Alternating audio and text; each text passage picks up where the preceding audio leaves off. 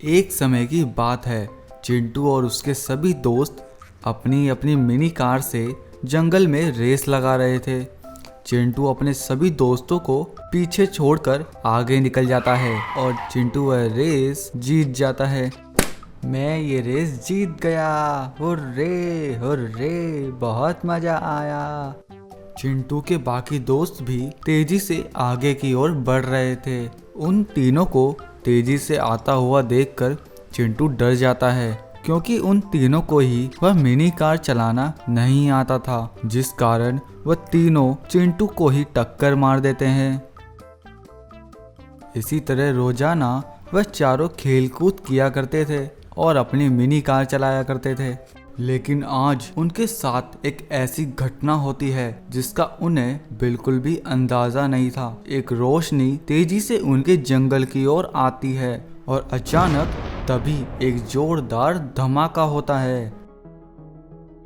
वे चारों बड़े उत्साहित थे ये देखने के लिए कि आखिर आसमान से ऐसी क्या चीज उनके जंगल में आके गिरी है। लेकिन जैसे ही उनकी नजर उस पर पड़ती है, उन्हें अपनी आंखों पर यकीन नहीं होता कि 3 जादुई रोबोट जख्मी हालत में वहां गिरे हुए हैं।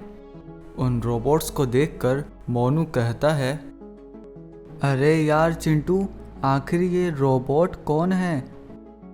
तभी उन चारों के पीछे एक जेसीबी आकर रुकता है और देखते ही देखते वह जेसीबी एक जेसीबी रोबोट में बदल जाता है। मैं उन 3 जादुई रोबोट को नहीं छोड़ूंगा, खत्म कर दूंगा उन तीनों को। आज वो मुझसे बचकर नहीं जा पाएंगे। ये देखकर वे सब हैरान रह जाते हैं कि वह जेसीबी रोबोट उन तीनों को वहां मारने आया है। अरे चिंटू, ये जेसीबी रोबोट तो इन्हें मारने वाला है। हमें इन रोबोट्स को बचाना चाहिए। तुमने सही कहा मोनू, हम इन रोबोट्स को अपने गांव ले चलते हैं।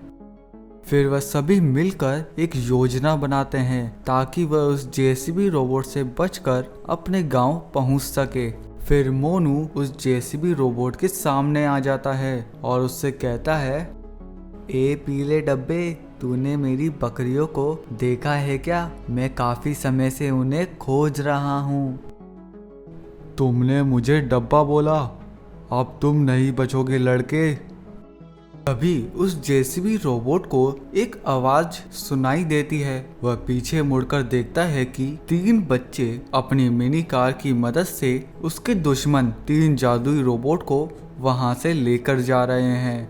हमारा चिंटू उन रोबोट्स को लेकर अपनी कार की मदद से अपने गांव की ओर जा रहा था।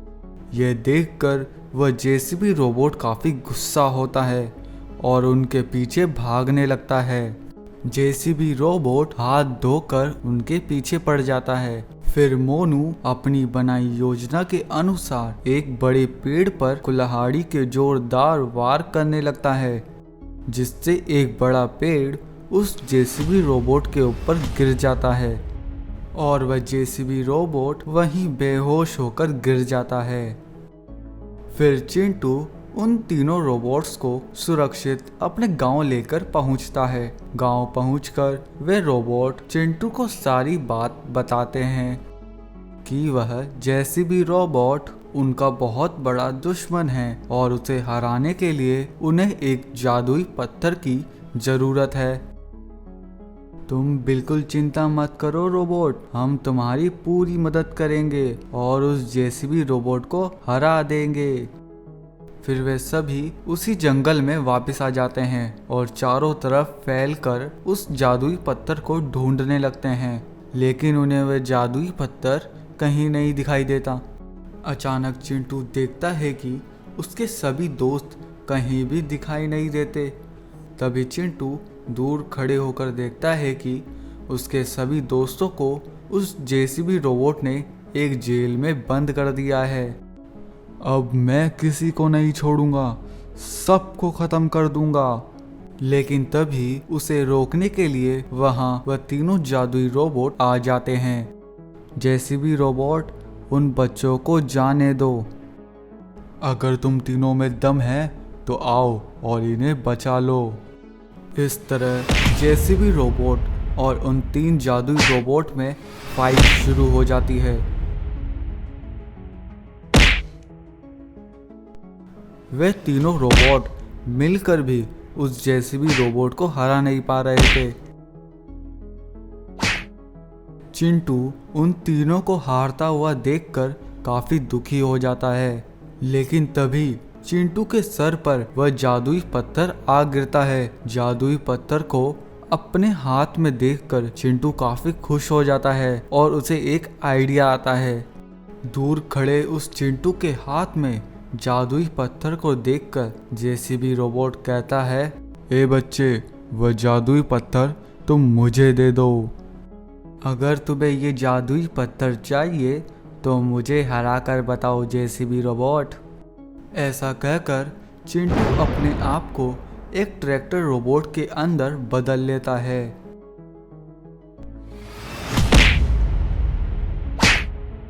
और फिर उन दोनों में रोबोट फाइट शुरू हो जाती है।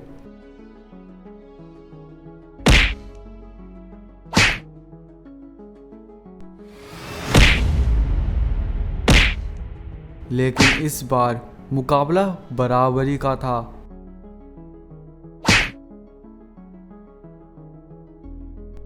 और कुछ ही देर में देखते ही देखते चिंटू उस जेसीबी रोबोट को हरा देता है।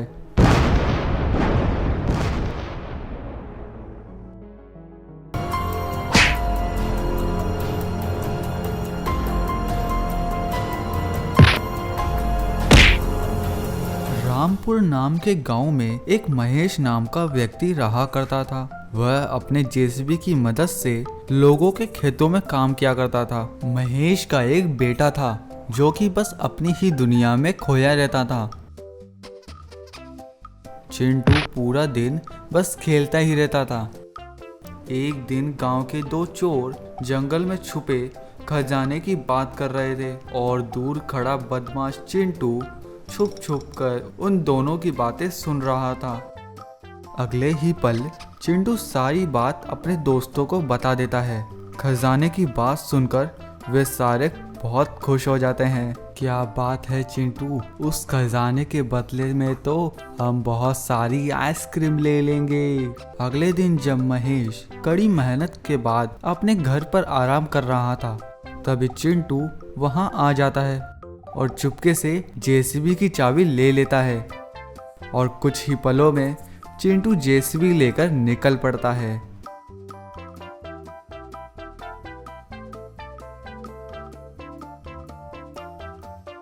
वो देखो, मेरा दोस्त चिंटू आ गया। चलो दोस्तों, तुम सब जल्दी से इस जेसीबी के ऊपर बैठ जाओ। फिर सभी बच्चे उस खजाने को खोजने के लिए निकल पड़ते हैं, जो शायद वहां कभी है ही नहीं। कुछ दूरी का सफर तय करके वे सभी बच्चे उस जगह पहुंच जाते हैं। उस जगह पहुंचकर वे सभी बच्चे देखते हैं कि वहां खजाना क्या, कोई छोटी चिड़िया भी उन्हें दिखाई नहीं देती।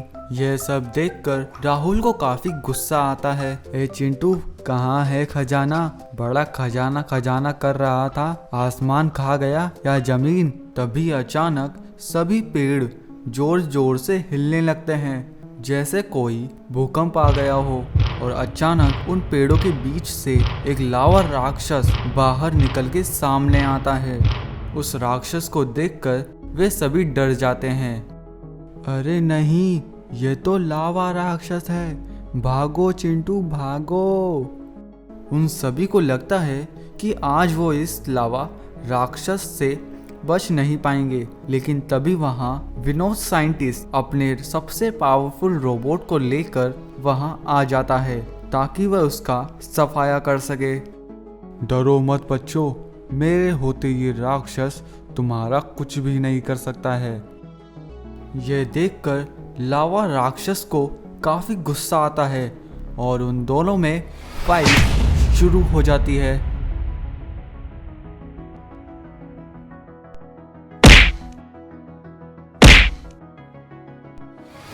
ब्लू रोबोट ने पूरी तरह से ठान लिया था कि वह उस दानव को हराकर ही रहेगा।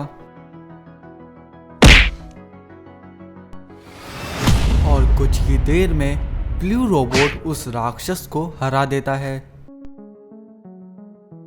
ये देखकर वे सभी बच्चे काफी खुश होते हैं। तुम लोगों ने मुझे तो हरा दिया, पर तुम मेरे महाराज राक्षस को कभी नहीं मार पाओगे। उन्हें कोई नहीं मार सकता। ऐसा कहकर वह दानव मर जाता है। ए साइंटिस्ट, जल्दी कुछ करो, वरना वो राक्षस अपन सबकी बैंड बजा देगा। तुम सब चिंता मत करो, मेरे पास एक प्लान है जिसकी मदद से हम उसे हरा सकते हैं।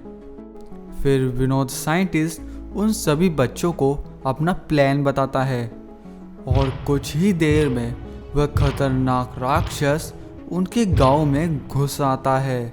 लेकिन पूरे गांव में उसे एक भी व्यक्ति दिखाई नहीं देता। ये देखकर राक्षस को काफी गुस्सा आता है।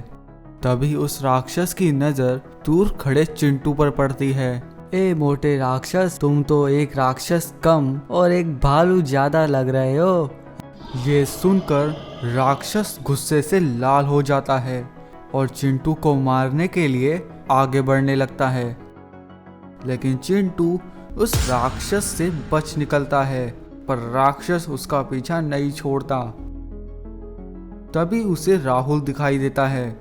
नहीं नहीं चिंटू, ये कोई भालू नहीं है, ये तो बंदर है, बंदर। फिर क्या, वह राक्षस राहुल के पीछे पड़ जाता है और राहुल अपने प्लान के मुताबिक उस राक्षस को गांव से उस जंगल में ले आता है। उन सभी के साथ उस ब्लू रोबोट को देखकर राक्षस को काफी गुस्सा आता है और फिर उन दोनों के बीच खतरनाक फाइट शुरू हो जाती है।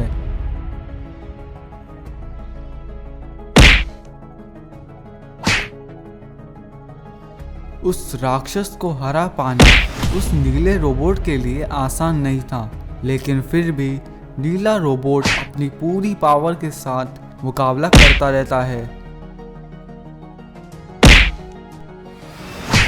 लेकिन फिर एक ऐसा पल आता है जब नीला रोबोट उस दानव को मार गिराता है और वह लड़ाई जीत जाता है।